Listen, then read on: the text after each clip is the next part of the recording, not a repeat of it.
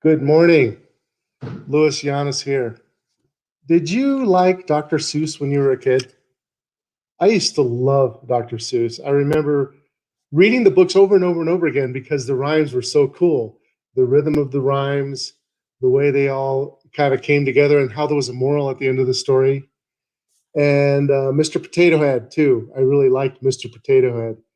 Well, I guess we might see a little bit less of Mr. Potato Head and Dr. Seuss, unfortunately. I just got a text that just cracked me up. I just had to mention it, but kind of sad getting that some of the publishers are dropping Dr. Seuss and Mr. Potato Head and is being canceled. I guess you could spend your time on canceling ISIS, or you can spend your time on canceling Mr. Potato Head and Dr. Seuss. I don't know. You have to pick your own your own priorities. Anyhow, today I'm going to be talking about dartboards and why you should throw away your dartboard.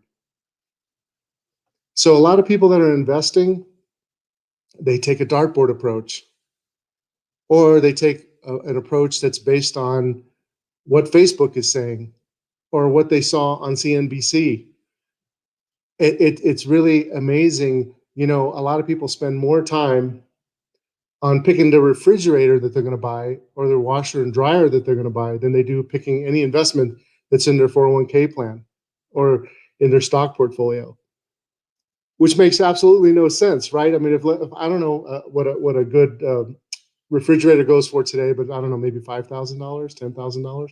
People put a lot more money than that without knowing as much about that as they do about their General Electric refrigerator. So what I'm going to be talking about is evidence-based investing. You've got the dartboard approach. You could do that. Or you could try to do things based on processes that have been shown to do better than random, better than throwing a dart, also known as evidence-based investing. So I would say that the best thing to do is to think like a scientist when you think about your investments. And if you have somebody else do your portfolio, great. But I would say make sure that they're thinking like a scientist. If you think about, let's think about the vaccine, for example.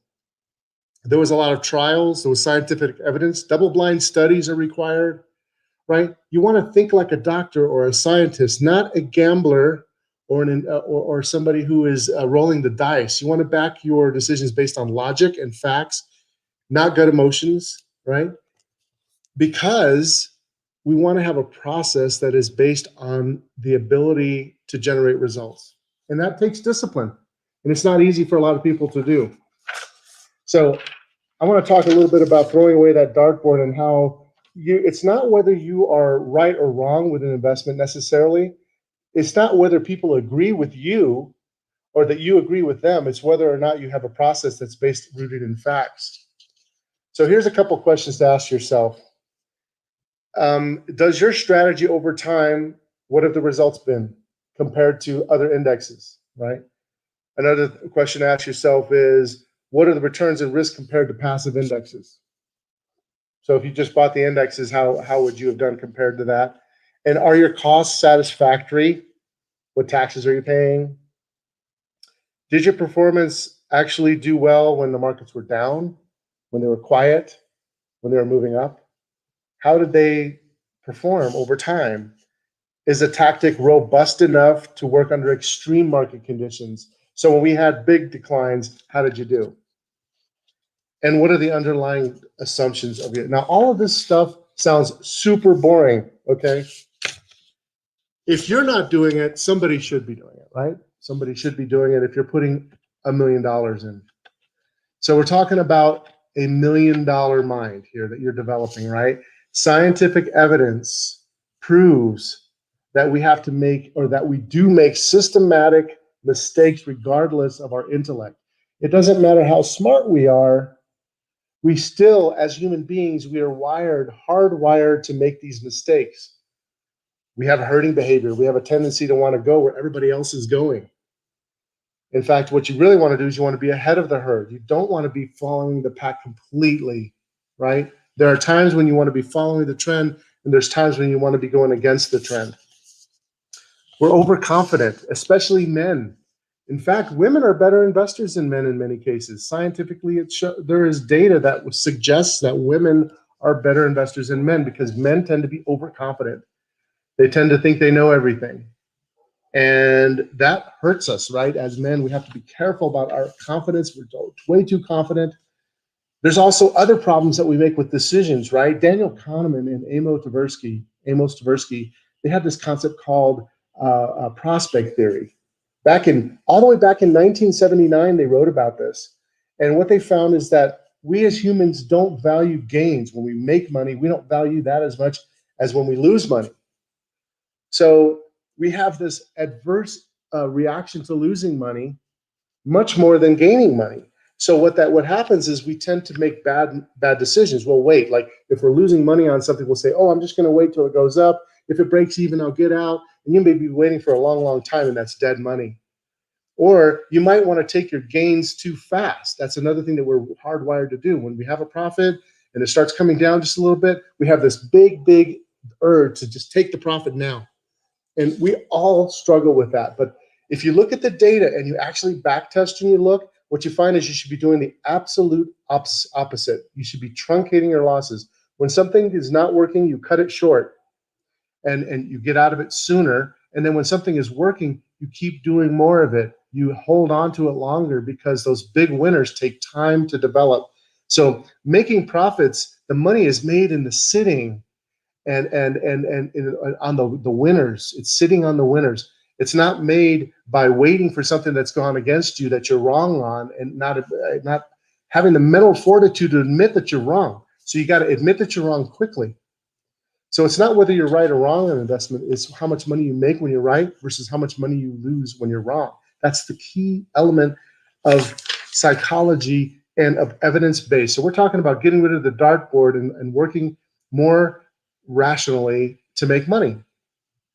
So there's a ton of overlapping hidden investment, what people think are free lunches. Right now, everybody thinks there's a free lunch on Wall Street because there's so-called zero commissions.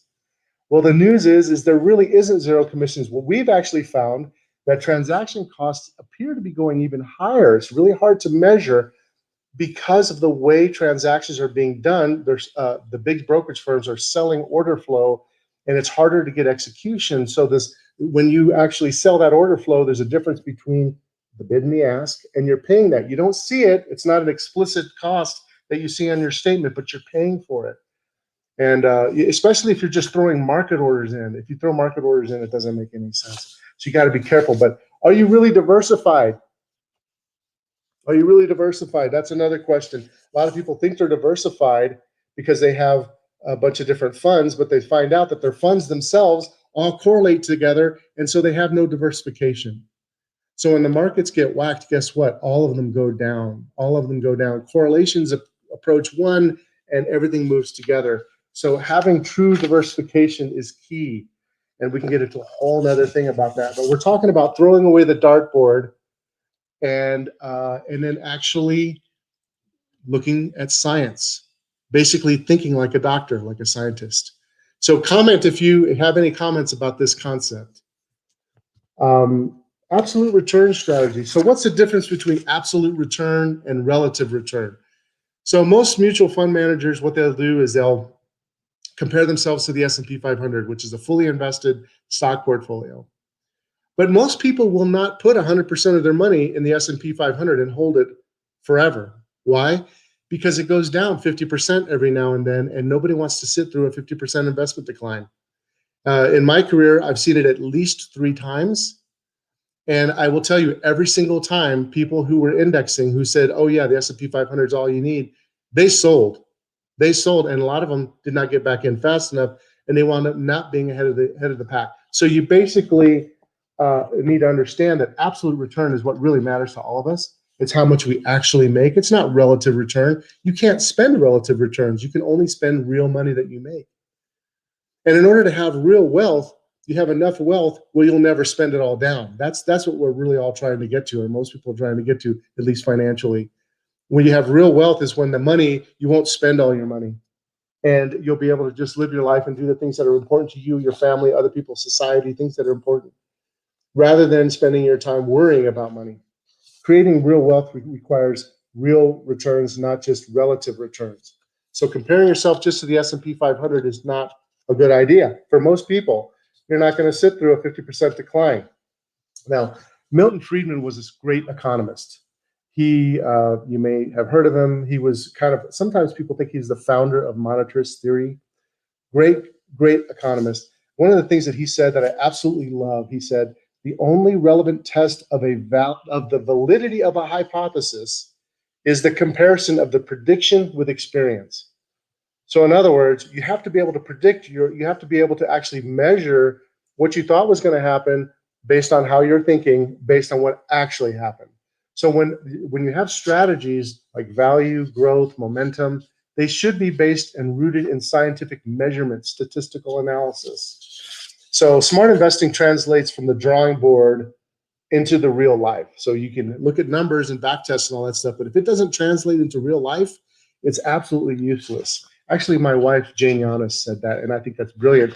In fact, I'm putting that in my book, that quote, smart investing translates from the drawing board into real life.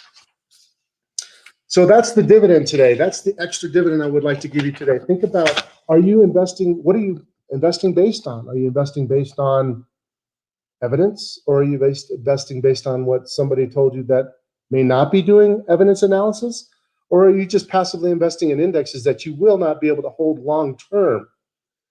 So a lot of people lately have been really lucky because we've had a period of time where what looked good on your statements in the last year did really well in the next year. That doesn't happen very often. In fact, most of the time you have mean reversion. Well, what's done really, really well over a longer period of time tends to do not so well in the short term, and it mean reverts. So I think we're in a process of mean reverting. So now's the time to be an evidence-based investor. That's my message for you today. I hope you're doing well. Louis Giannis with Market Coffee Talk, and you guys have a great day.